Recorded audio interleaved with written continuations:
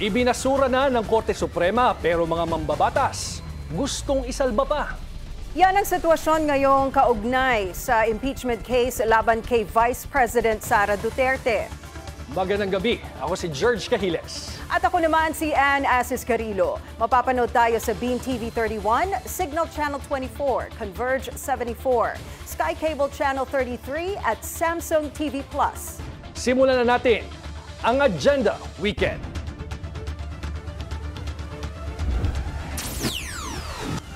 Matapos ibasura ng Korte Suprema ang impeachment complaint laban kay VP Sara Duterte, House prosecutors di pa rin sumusuko. Mga motorista pahirapan ng pagdaan sa Calaca, Batangas dahil sa landslide. Live update, abangan.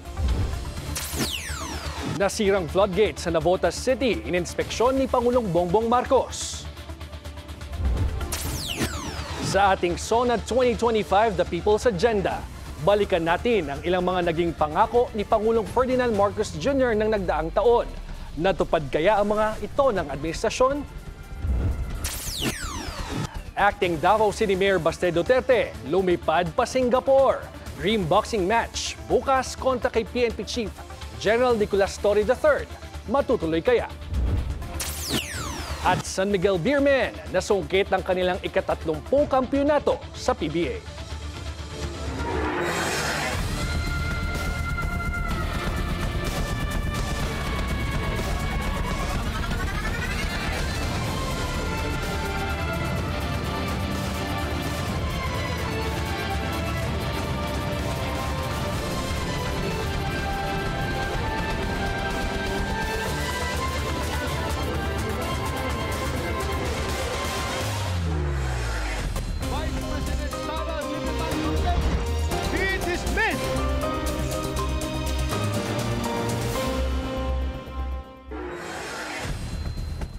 Dismissed na rin ang tatlong naunang impeachment complaint laban kay Vice President Sara Duterte nang ideklarang unconstitutional ang inihain ng Kamara. Pero ang mababang kapulungan hindi pa sumusuko. Katunayan, may mga nakikita pa silang hakbang para muling buhayin ang pinatay na impeachment. Ano-ano nga ba ang mga pamamaraan na yan? Narito ang Agenda Weekend Report. Patay na ang impeachment trial laban kay Vice President Sara Duterte sa ngayon matapos ideklarang unconstitutional ng Korte Suprema ang Articles of Impeachment na inihain ng Kamara sa Senado. Sa desisyon, kinatigan nito ang argumento ni Duterte na hindi maaaring magsampa ng isa pang impeachment complaint laban sa kanya sa loob ng isang taon. Ayon sa Korte Suprema, ang naunang tatlong impeachment complaints laban kay Duterte na isinampa noong December 2024 ay nasimulan ng ito ay inendorso at isinali sa Order of Business ng Kamara kahit hindi na-refer sa Committee on Justice. Kaya naman ang ika-4 na impeachment complaint na inendorso ng mahigit 200 kongresista at dinala sa Senado noong February 5, 2025 ay hiwalay at iba sa naunang tatlo. The 3 impeachment complaints were archived and therefore deemed terminated or dismissed on February 5, 2025. Under Article 11, Section 3, Paragraph 5 of the Constitution, no impeachment proceedings shall be initiated against the same official more than once within a period of 1 year. According to the decision, the 1-year bar is reckoned from the time an impeachment complaint is dismissed or is no longer viable. Sinabi rin ng Korte na walang kapangyarihan ng House Secretary General at Speaker na pangunahan ng buong kapulungan para gawin ang mga kinakailangang hakbang sa pag-usad ng impeachment complaints. Matatandang ipinaliwanag ni House Secretary General Reginald Velasco na may mga miyembro ng Kamara na humiling na wag munang i-transmit sa opisina ni Speaker Martin Romualdez ang naunang impeachment complaint. Paliwanag ng Kamara, may kapangyarihan silang gumawa ng intermediary steps sa kanilang rules. Pero ayon sa Korte Suprema, ito ay makukonsiderang grave abuse of discretion. Nilinaw din nila ang due process requirements sa usaping impeachment. Kasama na rito ang kapangyarihan ng Korte na i-review ang mga legal na usapin hinggil sa impeachment proceedings. All legal issues involving impeachment proceedings are subject to judicial review. Considering the nature of the offices and the institutions that are subject to impeachment, its effect on the independence of constitutional departments and organs, and its nature as a constitutional process. Dahil sa desisyong ito ng Supreme Court, napawalang bisa ang articles of impeachment na natransmit sa Senado, maging ang mga ginawang aksyon ng Senate Impeachment Court kaugnay ng impeachment trial ng Vice Presidente. Gayon din, maaari lamang maghain ng panibagong impeachment complaint laban kay Duterte sa February 6, 2026. Bukod kina Associate Justice Benjamin Caguiwa na nag-inhibit at Associate Justice Maria Filomena Singh na on leave, lahat ng mga maestrado ay sumang-ayon sa desisyong isinulat ni Senior Associate Justice Marvic Leonen. It is not our duty to favor any political result. Ours is to ensure that politics are framed within the rule of just law. We cannot concede the sobriety of fairness inherent in due process of law to the passions of a political moment. Our fundamental law is clear. The end does not justify the means. Sa 15 miyembro ng Korte Suprema, 12 ay inappoint ni dating Pangulong Rodrigo Duterte, 2 ang naitalaga noong panahon ni dating Pangulong Noynoy Aquino, at 1 pa lamang ang na-appoint ni Pangulong Bongbong Marcos. Nauna nang sinabi ni Pangulong Marcos na ayaw niyang ma-impeach si VP Sara na running mate niya noong 2022 elections. Nagsimulang umasim ang samahan ng dalawa nang maungkat ang di umano'y maunumalyang paggamit ng pangalawang Pangulo sa kanyang intelligence fund at kalaunan ay nauwi sa pagbabanta nito sa buhay ng Pangulo, kanyang may bahay at ni Speaker Romualdez, ilan sa mga naging batayan sa reklamong impeachment laban kay Duterte.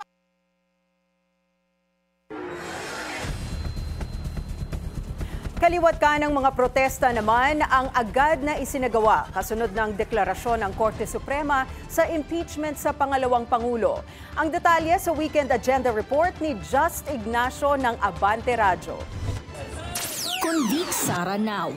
Yan ang patuloy na sigaw ng iba't ibang militanteng grupo matapos ang desisyon ng Korte Suprema nitong Biyernes na unconstitutional ang impeachment case ni Vice President Sara Duterte.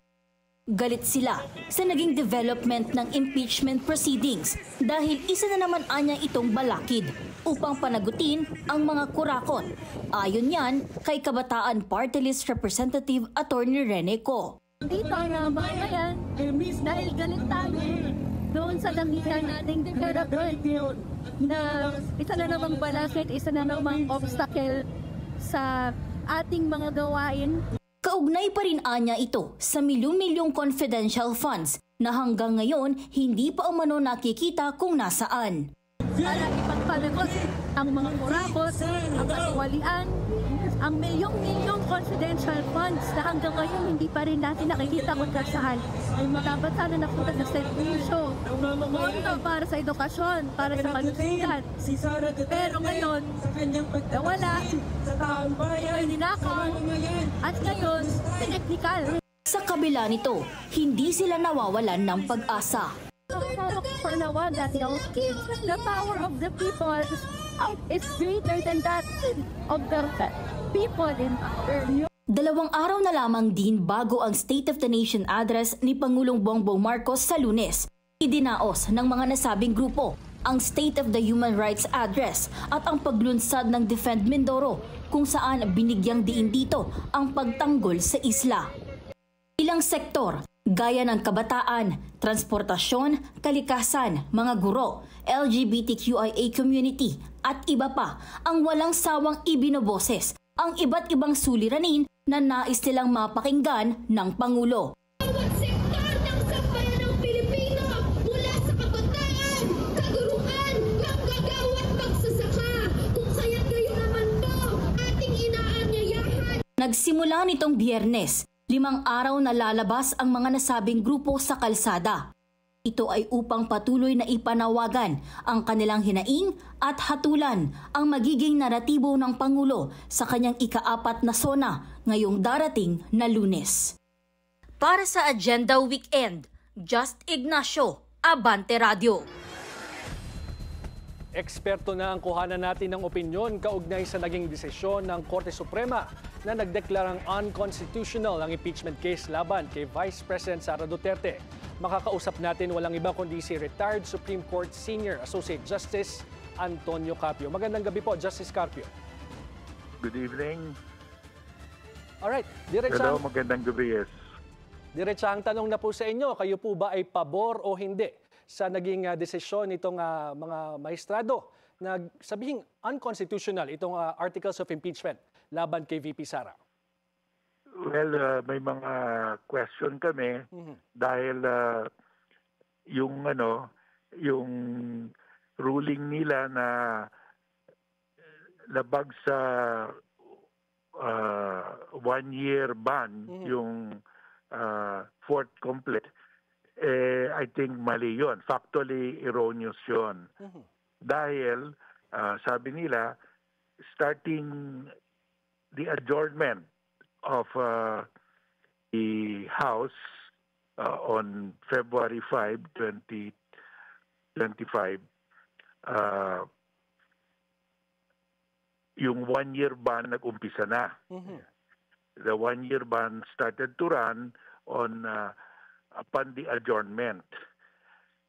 Pag ganyan, yung fourth complaint naman was actually voted upon by the plenary before the adjournment. Okay.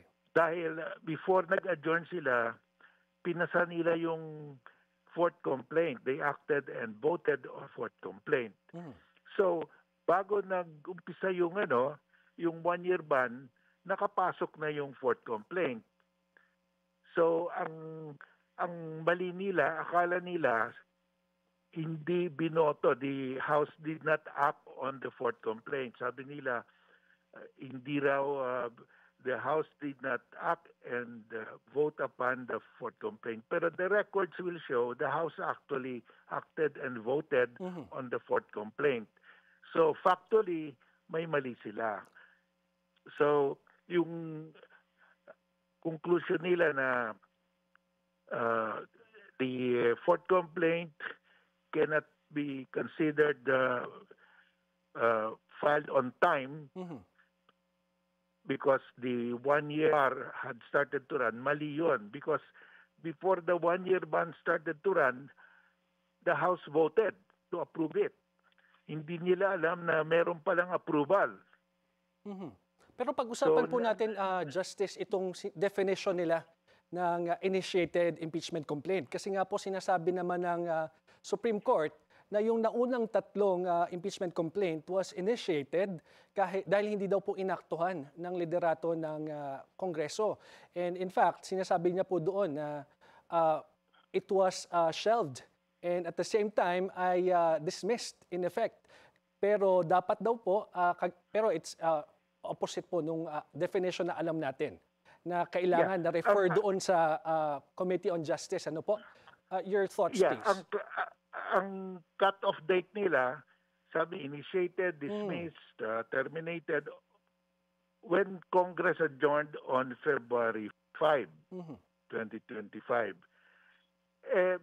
Katulad ng sinabi ko, before they adjourned 7:15 in the evening, January 5, 7:15. Pero sometime in the afternoon, early afternoon, of the same day, they voted to approve the fourth complaint.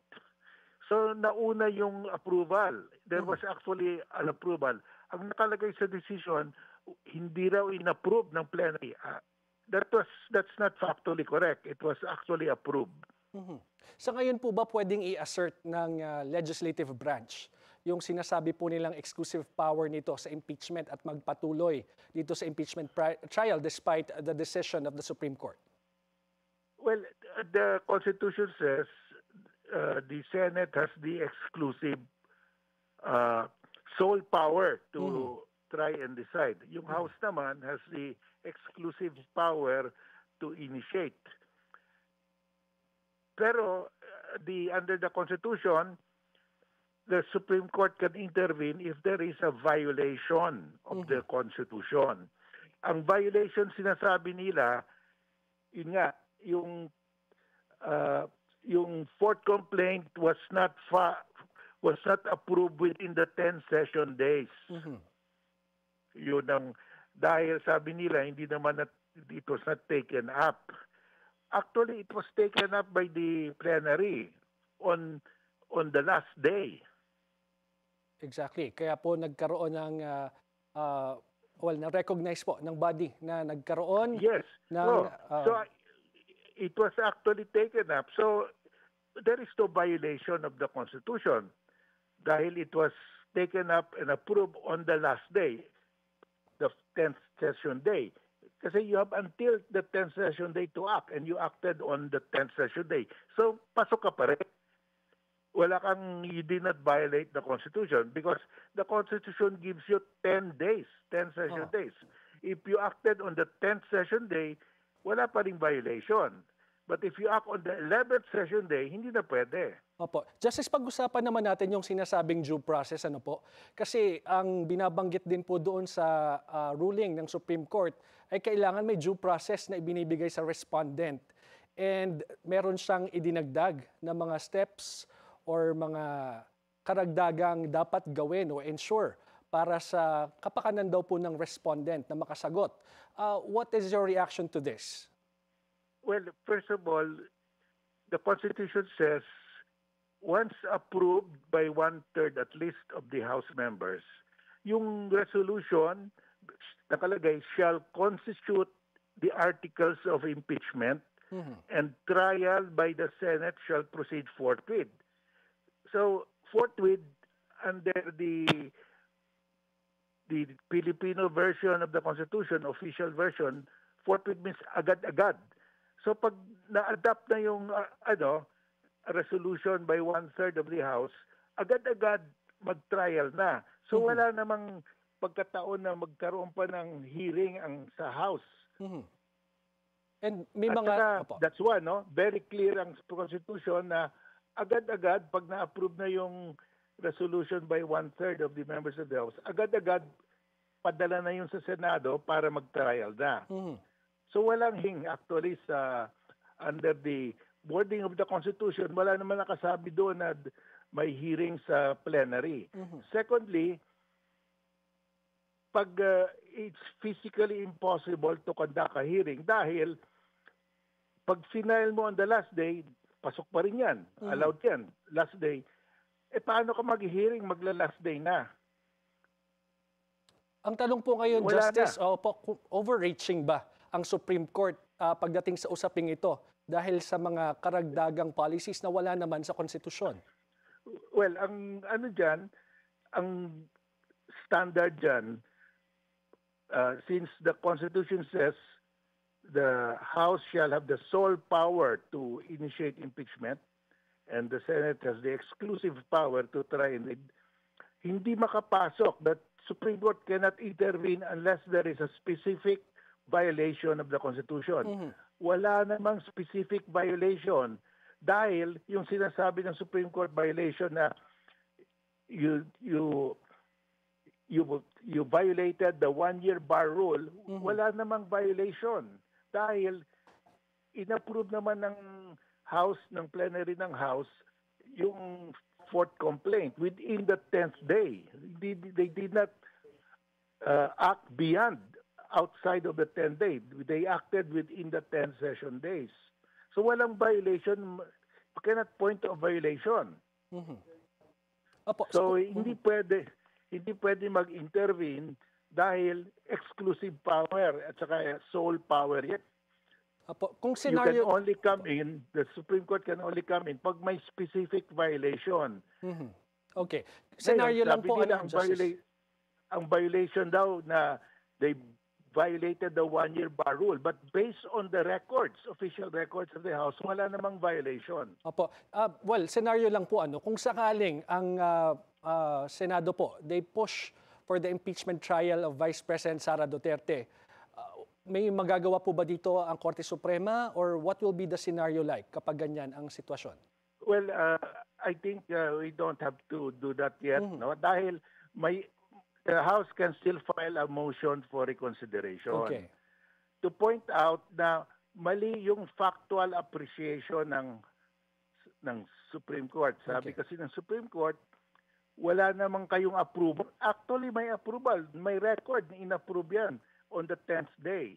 So that means walang violation ng one-year bar rule. Curious lang po ako do, dapat Justice. yan, ang next step niyan ang gagawin dapat, mag-motion for recon yung House. Okay. Curious lang po ako, Justice, kasi kayo matagal yung nakatrabaho yung karamihan sa mga justices sa Supreme Court, ano po, at unanimous ang decision nila pagdating sa usaping ito. Nagulat po ba kayo dito? Or did you expect at least someone or somebody from the Supreme Court na sana ay hindi pumayag? Well, this is not surprising, no? Dahil unusual yun eh. Remember, si Attorney Torion at saka yung Law Office on behalf of VP Sara nag-file ng petition sa Supreme Court. Inupuan ng Supreme Court for a long time, hindi nag-require ng comment sa House. In fact, up to now, walang comment. Ang ginawa ng Supreme Court, instead of a comment, issued an order asking specific questions. Hindi comment yan, ha? Normally, pag idabla ka, you can answer. Yes. For due process, you have to be given the chance to answer or to comment, di ba? Eh, ngayon, walang ganyan. Diniretso nila at they sent several questions.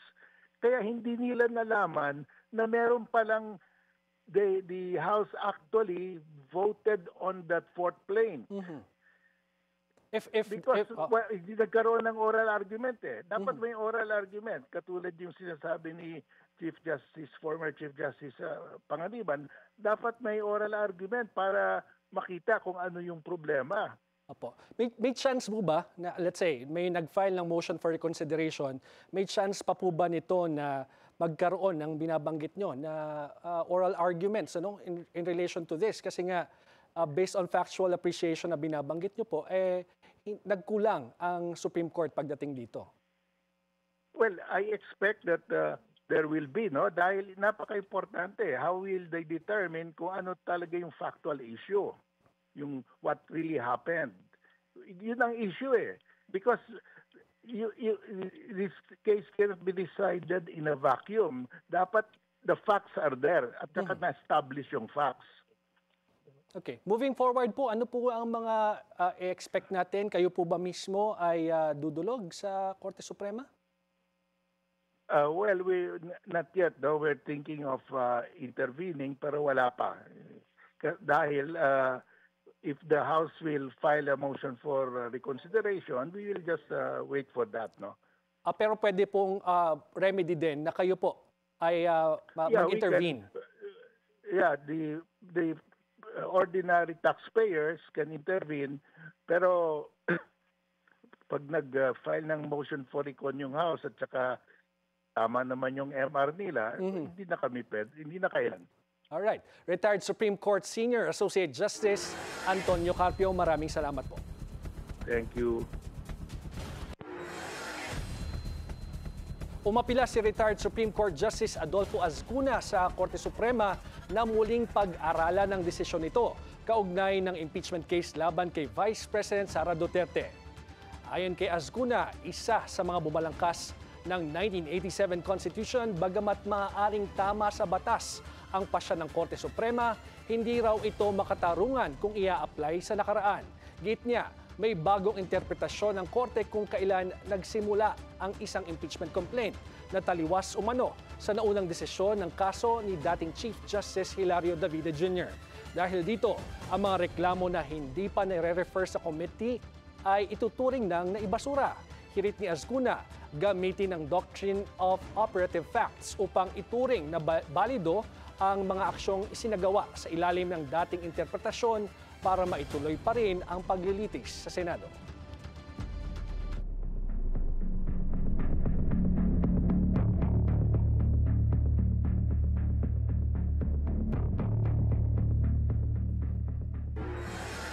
Motorsiklo na lang ang makakadaan sa isang highway sa Calaca, Batangas kasunod ng naitalang pagguho ng lupa doon dahil sa malakas na buhos ng ulan. Live mula sa Calaca, Batangas, may Agenda Weekend Report si Paulo Barcelon. Paulo, kamusta ang sitwasyon natin dyan? Magandang gabian, malamig ang panahon at bumuhos ang manakanakang pag-ulan dito sa bahagi ng Jokno Highway dito sa lungsod ng Calaca. At ilang araw nga na inulan din itong lugar na ito kung kaya't kwento ng mga nakausap natin, apektado na rin maging ang pagbiyahe ng ilan nating mga kababayan. Dahil sa sunod-sunod na ulang dala ng habagat at mga bagyo, nawasak ang ilang bahagi ng Jokno Highway dito sa Calaca, Batangas. Kwento ng mga residente, tila unti-unti na may mga ingay na narinig mula sa bahagi ng gumuhong daan. Medyo masama po talaga ang pagkakagawa nitong daan nito. May mga crack na po. Yun po, sa kalakasan po ng ulan, bumigay na po talaga.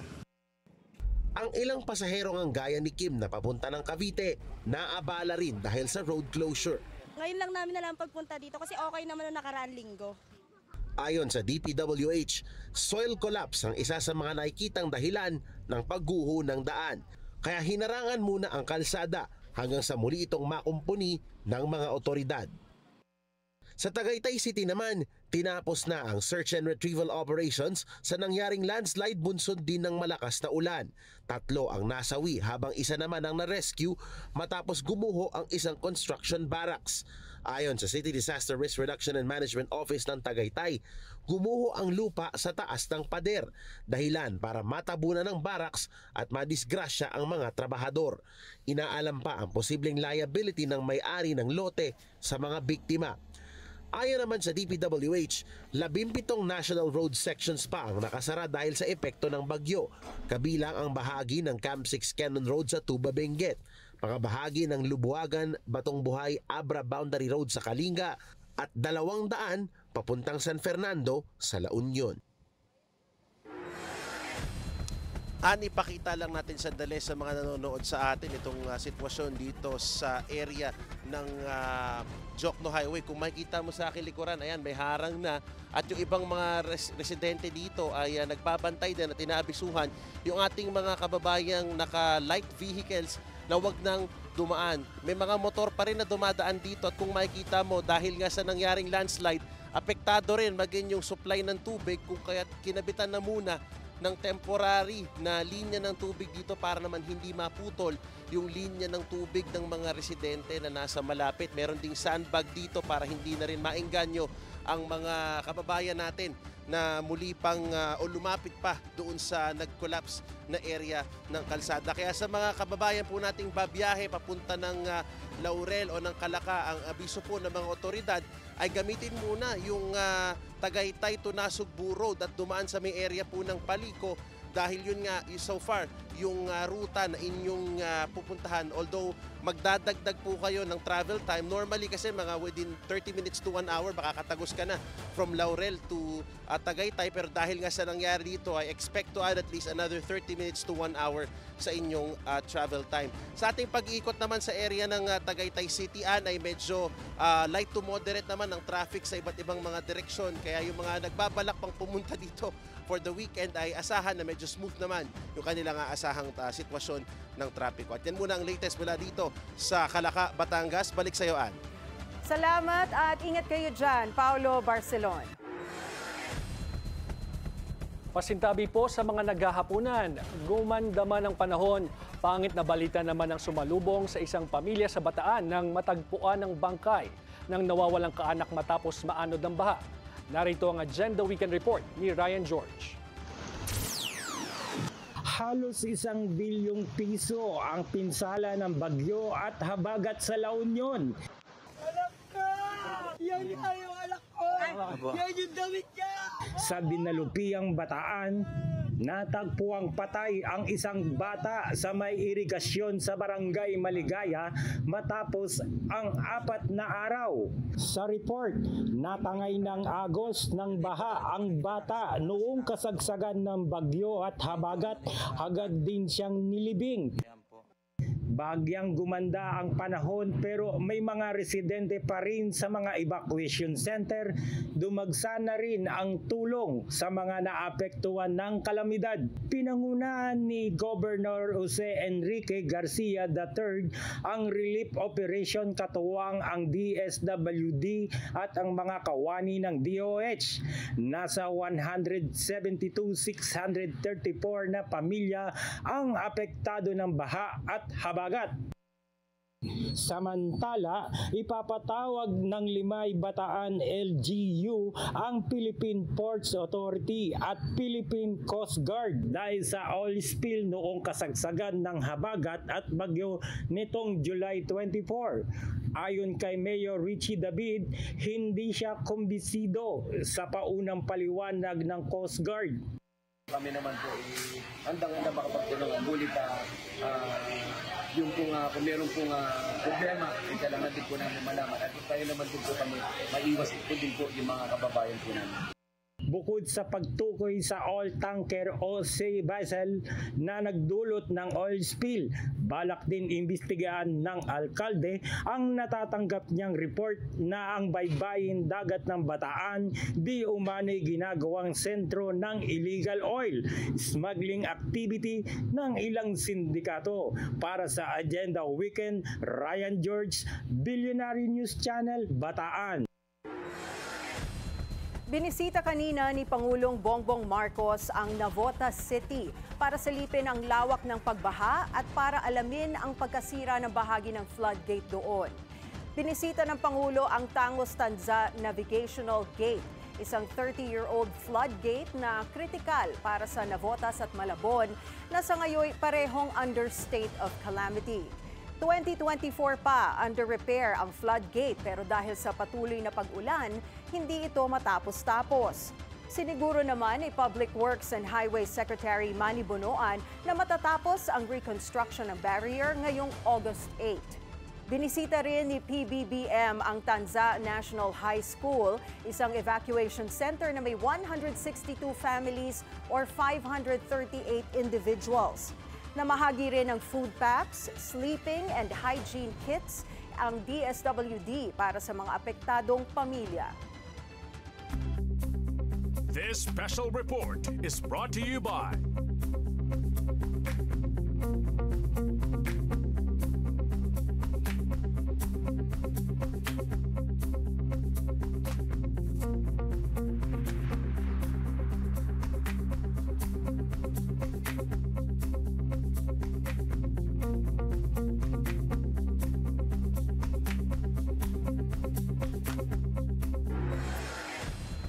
Sa kanyang nakaraang SONA, nilatag ni PBBM ang plano nito para pasiglahin ang turismo sa Pilipinas mula sa infrastructure upgrades at digitalization hanggang sa matibay na suporta para sa local products at services.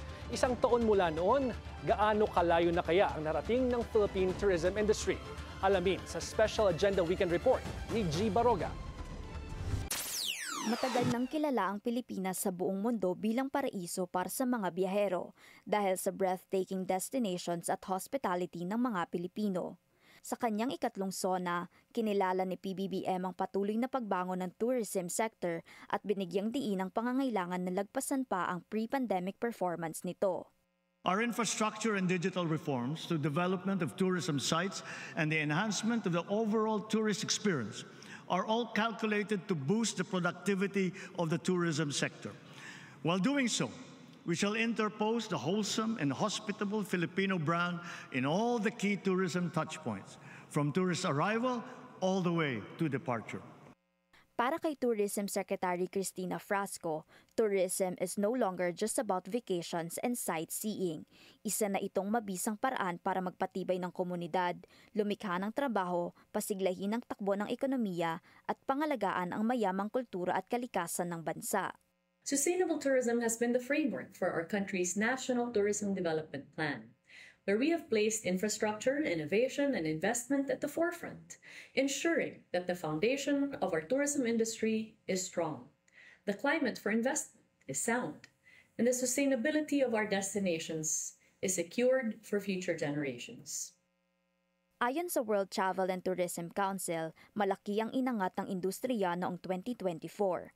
Tumabo ng mahigit 5 trilyong piso sa ekonomiya ang turismo at nagbigay hanap buhay sa higit 11 million Filipinos. Umabot ang domestic travel spending sa 3.6 trillion pesos at halos 645 billion pesos naman ang foreign visitor spending. Matibay na pundasyon ito para sa mas masiglang 2025. But headwinds remain. May global uncertainties, regional tensions kasama na ang issue sa West Philippine Sea at local peace and order concerns na nagpababa ng bahagya sa bilang ng foreign arrivals sa unang bahagi ng 2025. Habang nagbabago ang muka ng turismo, kasabay din ng pag-usbong ng mga bagong hamon. Kasing halaga na ngayon ng promotion and development ang resilience, adaptability at innovation. Sa nakaraang SONA, isinulong ng Pangulo ang experiential tourism. Food, culture, heritage, the arts, education, halal, Islamic traditions, dive, cruise, farm and ecotourism, even sports have now become potent subjects and products of a nation's tourism. Kaugnay niyan, inilunsad kamakailan ng Department of Tourism ang Philippine Gastronomy Tourism Roadmap sa Cebu, isang hakbang para isulong at i-unlock ang culinary tourism potential ng bansa. The very first national framework to guide investments in food tourism across product development, skills building, digital tools, and heritage preservation to ensure that every culinary region in the country can thrive. Not only as a place to eat, but as a destination to experience. Nais din ni PBBM na palawakin ang One Town, One Product program na pinopromote hindi lamang isa, kundi ang full range ng mga natatangi at dekalidad na produkto ng bawat komunidad. We must not rest content to have just one. Rather, we must seek the optimal number of high-quality products and services which at the same time showcase our community's distinctive history, traditions, and talents. At the heart of this transformation, ang creativity at ingenuity ng mga Pinoy. Noong Abril, lumagda ang tourism at trade departments ng isang kasunduan para suportahan ang mga local tourism enterprises sa tulong ng 500 million peso government fund para tulungan silang lumago. It is indeed high time that we provide opportunities for them to be highlighted, as well as opportunities for them to gain even more from the efforts of the Marcos administration to truly be inclusive. Hindi lang bumabalik ang turismo sa Pilipinas, ito'y nagbabago. Sa pamamagitan ng pagkain, kultura at pagkamalikhain, mabilis na nakapagdadala ng inclusive at sustainable growth ang tourism sector, one destination at a time. Para sa Agenda Weekend, G. Baroga, Billionaire News Channel. This special report was brought to you by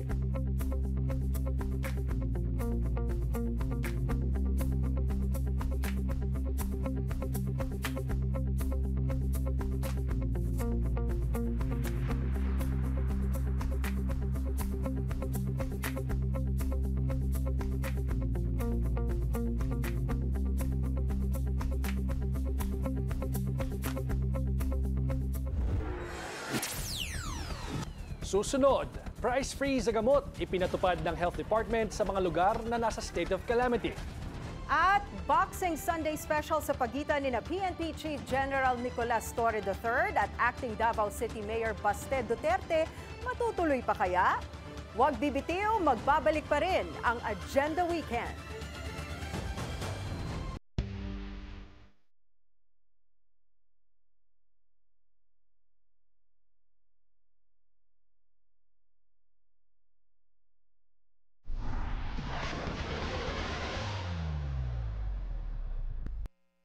Una po sa lahat, Congresswoman De Lima, ano po ang opinion ninyo sa desisyon ng Korte sa impeachment kay Vice President Sara Duterte? Unang-una po medyo nagulat ho ako kahapon na ganun po yung naging desisyon. Bagamat rinirespeto po natin ang Korte Suprema, rinirespeto natin ang desisyon, pero hindi po ibig sabihin ay sumasang-ayon tayo dun sa mga main rulings niya.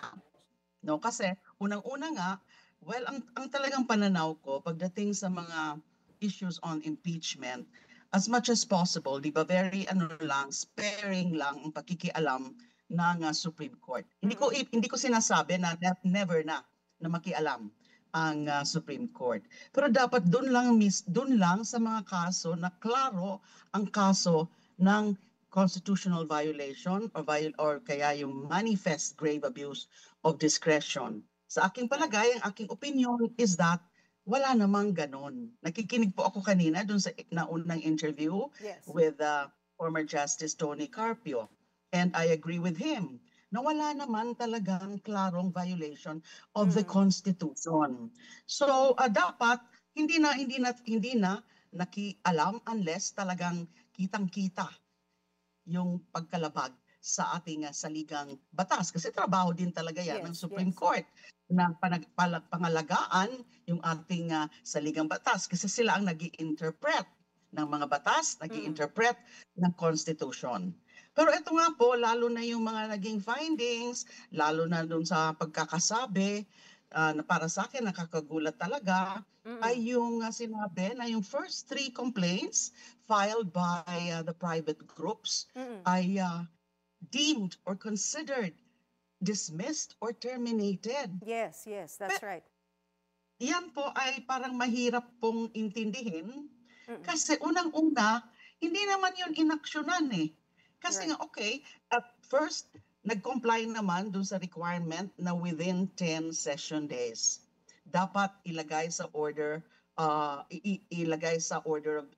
i-transmit, no? And then ilagay sa order of business. Now, nagawa yon on the 10th day. So, ibig sabihin, hindi lumabag dun sa 10-day rule, 10 session day rule. Ganon din yung 4th complaint na yung inadapt na diretso ng 1/3 of the members of the House. So sa punto na yan, walang linabag dyan. Now, it so happened na nung nandyan na yung 4th complaint, yun na yung pinili ng plenary. Kasi lahat naman linagay sa order of business, yung 3, saka yung 3 from the private groups, and then itong 4th complaint. At ang inadapt nila, dahil nga signed and endorsed by the required number of votes, which is 1/3 of the members of the House, ay yung 4th complaint na yon. And since yun ang inadapt nila, considered wala na, moot and academic na yung first 3. Kaya ang naging action nila was to just archive. But walang ruling or walang action about dinidismiss na nila. Tsaka yung another na parang mahirap din intindihin, yung tungkol doon sa sinasabing violate yung right to due process ng respondent, the impeached official. Yan po, parang wala ho yan sa Constitution, wala rin ho yan sa rules, na pagdating doon sa 3rd mode of initiating, at yun na nga, yung adoption by 1/3 of the members of the House, wala pong requirement doon na kailangan ay bigyan ng copy ng records, bigyan ng copy ng complaint, pasagutin, and give the respondent opportunity to be heard. Pwede lang po yan kung yung inaksyonan nila ay yung mga complaints na yun, yung mas nauna na re-refer sa Committee on Justice. Kasi kapag ganong klaseng complaints filed by private citizens and private groups and endorsed by a member of the House, ang next step, pag na-take up na sa plenary, ay yung i-refer to the Committee on Justice. And then yung Committee on Justice, first, magdi-determine ng sufficiency in form. Pag makita nila na sufficient in form, they will next determine kung sufficient in substance. Kung hindi sufficient in form o kaya hindi sufficient in substance, pwede na nilang i-dismiss. So yun na yung aksyon ng House of Representatives. Although yung ruling na yan sa committee level, papadala yan sa plenary. The plenary will either affirm yung resolution of dismissal or overrule it. So, yun ang mga aksyon kapag yung first 3 complaints ay rinifer sa Justice Committee. At merong previous ruling ang Supreme Court na what is considered as initiating an impeachment complaint ay yung ganyan nga, yung pag-refer to the Justice Committee pag mga private complainants. Diba? So, the first 3 were not considered really initiated. Or the proceedings involving the first 3 were not considered initiated precisely because it was archived. They were archived since ang pinili, ang inadopt ng plenary ay yung 1/3, yung endorsed by 1/3. At under the Constitution and even the rules ay hindi kailangan na pasagutin yung impeached official kasi diretso na yan na pinapatransmit. That's under the Constitution itself. Pinapatransmit to the Senate. So yan po ang mga nakita kong mga hindi ho namin maintindihan. Congressman De Lima, thank you for explaining those points to us. No? Mas lalong naiintindihan namin ngayon.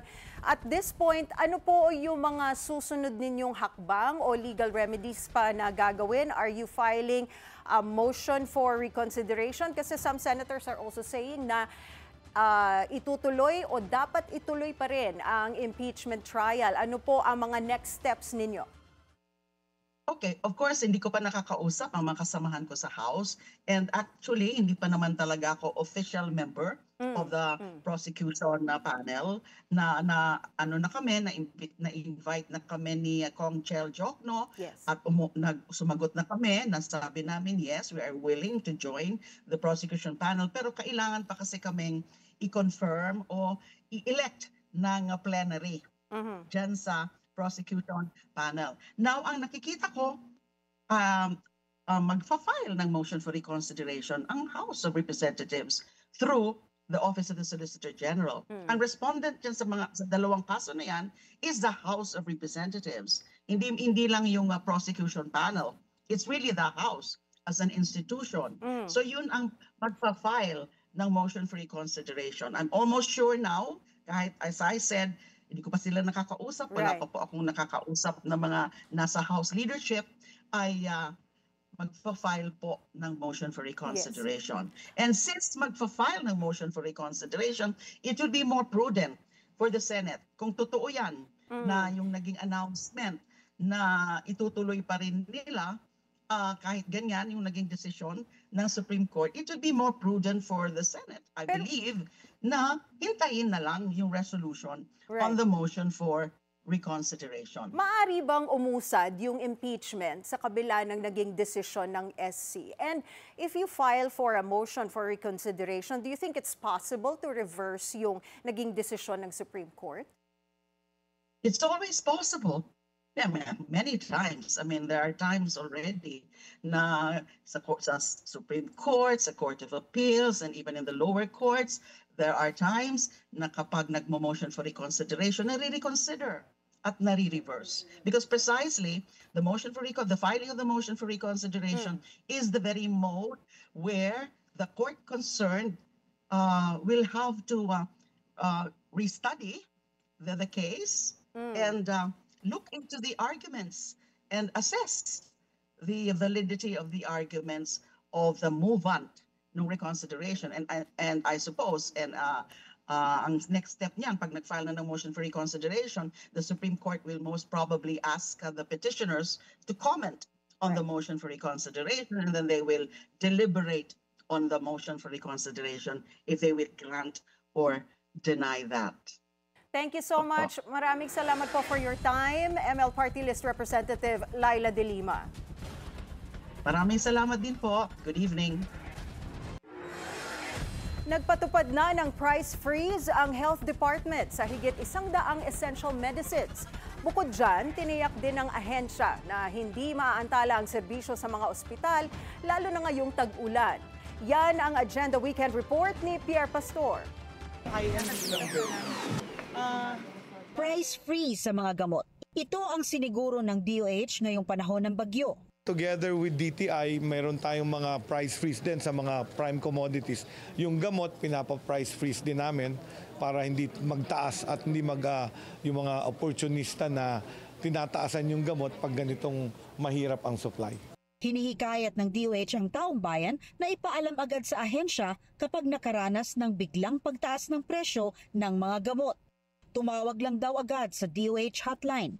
Dinalaw din ni Secretary Herbosa ang ilang ospital, kabilang ang East Avenue Medical Center at Tondo Medical Center para personal na makita ang sitwasyon at kahandaan ng mga ito sa pagdagsaan ng mga pasyente, maging ng mga health personnel na maaring maapektuhan ng masamang panahon.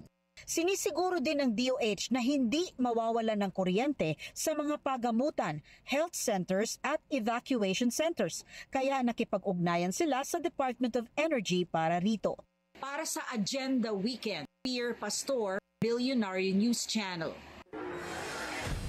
Umaasa si PNP Chief General Nicolas Torre na sisipot sa kanilang boxing match si Davao City Acting Mayor Baste Duterte. Narito ang Agenda Weekend Report ni Francis Folve. All set na para sa pinag-uusapan at inaabangang charity boxing match between PNP Chief Enforcer Nicolas Torre at the Rebel, Davao City Acting Mayor Baste Duterte. Ayon sa PNP, handa na ang boxing ring. May mga nag-pledge na rin ng sponsorship para sa event. Na benepisyaryo ang mga apektado ng hagupit ng habagat at magkakasunod na bagyo. Sabi ni PNP spokesperson Jean Pajardo, sa kabila ng paghahanda sa SONA sa Lunes at walang patid na monitoring sa mga binaha at trabaho, darating si Torre sa Rizal Memorial Coliseum sa Linggo ng umaga. Whether he shows up or not, may mga sponsors na nagsabi na magdo-donate na lang ng pang-ayuda sa ating mga kababayan na nasalanta ng bagyo at kung wala naman siya, mag-distribute na lang kami ng ayuda. Matatandaang si Baste ang unang naghamon ng suntukan kay Torre sa kanyang YouTube channel. Nang kumasa si Torre, naglatag naman ng kondisyon si Baste. Napapatulan niya ang match per a cause kung magpapa-hair follicle drug test si PBBM at ang lahat ng opisyal ng gobyerno. Hanggang nitong Biyernes ay namataan si Baste sa Davao City International Airport at kumpirmadong nagpunta sa Singapore. Sa kabila nito, umaasa pa rin si Torre na babalik ito para sa kanilang laban bilang main event. Nagkasana rin ang undercard fight mula sa iba't ibang boxing team sa hanay ng pulisya. Inimbitahan din ng DSWD sa makakalap na donasyon para sa mga apektado ng kalamidad. Ngayong nakaset up na ang lahat, aabangan na lang kung sisipot si Baste. Para sa Agenda Weekend, Francis Polbe, Billionaire News Channel. Muling nasungkit ng San Miguel Beermen ang kampyonato matapos talunin ng Talk and Text Tropang Giga sa Game 6 ng kanilang Best of 7 series. Narito ang Agenda Weekend Report ni Zeus Valdez. Sa kabila ng malakas na ulan kagabi sa PhilSports Arena sa Pasig City, muling pinatunayan ng San Miguel Beermen na swabe ang tama ng beer sa malamig na panahon matapos makuha ang 2025 PBA Philippine Cup title kontra Talk and Text Tropang 5G. Sa wife ko, sa dalawang anak ko, sa magiging lalabas ng ang baby ko, mga sa family ko, lahat ng sumusuporta, saka syempre sa San Miguel fans. Sobrang thankful ako kay Boss Al na ganun siya mag-motivate sa akin. Kaya dinidikit ko dito kay Boss Al yung finals MVP ko. Pinarangalan bilang finals MVP si Jericho Cruz. Ayon kay Cruz, ginamit ng Beermen ang pagkatalo sa Game 1 para paghusayan ang laro. Bukod kay Cruz, muli ring bumida si playing assistant coach Chris Ross.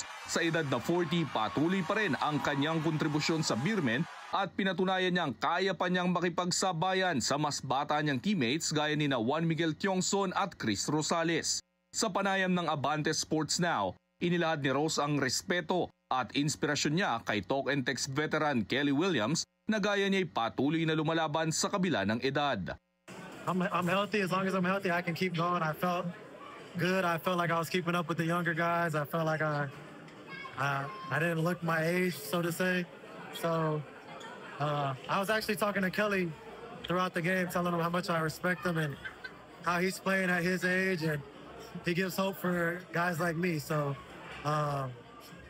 hopefully I'll keep going. Samantala, hindi pa man lumalamig ang selebrasyon, balik gilas agad si Junmar Pajardo upang tulungan ang national team matapos ang kampyonato ng San Miguel Beermen. Sa likod ng tagumpay ng San Miguel ay mga kwento ng sakripisyo, tiyaga at matibay na samahan. Isang patunay na sa kahit anong panahon, ang tama ng beermen ay sadyang hindi matitinag. Para sa Agenda Weekend, Sus Valdez, Abante Radio. Walang makakapigil kahit bagyo at habagat because the show must go on para sa 36 Unstoppable Filipinas sa Miss Philippines Earth 2025 press presentation. Narito ang Agenda Weekend Report ni Monique Tuzon. Hi guys, so we're here at the Miss Philippines Earth 2025 press con where we're going to meet the 36 beautiful candidates. So come with me as we meet all of them.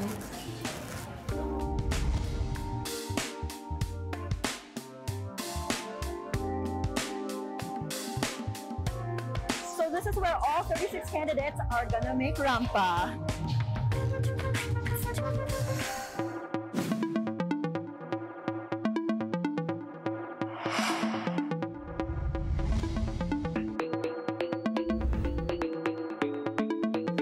So I have some of the candidates here behind me. I'm going to do a quick ambush interview and see how prepared they are with their Q&A.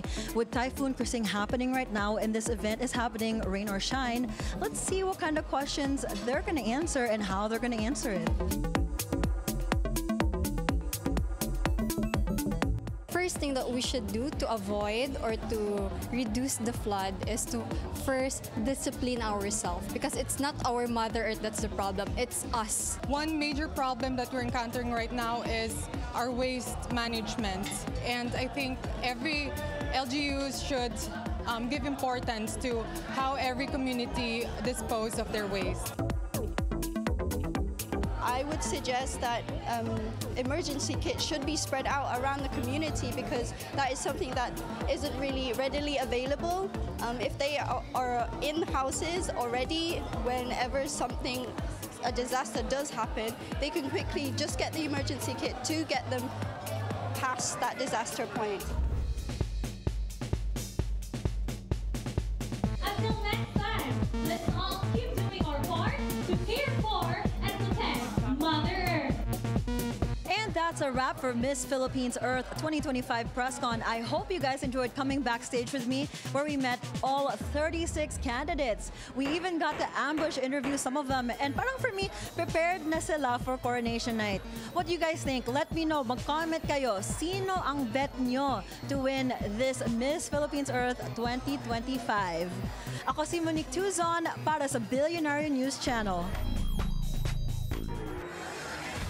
And 1 hour na pagbabalita, Agenda Weekend. I know, isang oras na po kami. It didn't feel like an hour at all, actually. Especially with you. Oh, parang ang bilis. Thank you. Oh, thank you. Thank you so much. Alam mo ba, nung wala ka, merong nag-comment on YouTube, nasaan si George Cahiles? Dapat dalawa raw tayo.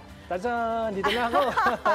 Ladies and gentlemen, yes, request granted. Dalawa na po kami for Agenda Weekend every Saturday and Sunday. 1 hour na po ito. Actually, it was always supposed to be the two of us. It's just that you came from the UK, fresh from the UK po itong si George Cahiles. Can I have some water, please? Yeah! Pwede ba? Pasado? Pwede! Authentic ang accent. I like it. Kung alam mo lang, Anne, ang hirap pakinggan ng mga Briton. Nahirapan ka bang intindihin sila? It's true. It's difficult. Pero kaya, can you just repeat what you said? You know, I feel like maybe you should deliver one news item with that accent. Kung papayagan tayo ng mga boss natin, why not? Yes! At yan ang ating Agenda Weekend ngayong Sabado ng gabi. Ako si Ann Asis Carilo. Ako naman si George Cahiles. Sa bawat issue may anggulo at ang balita may agenda.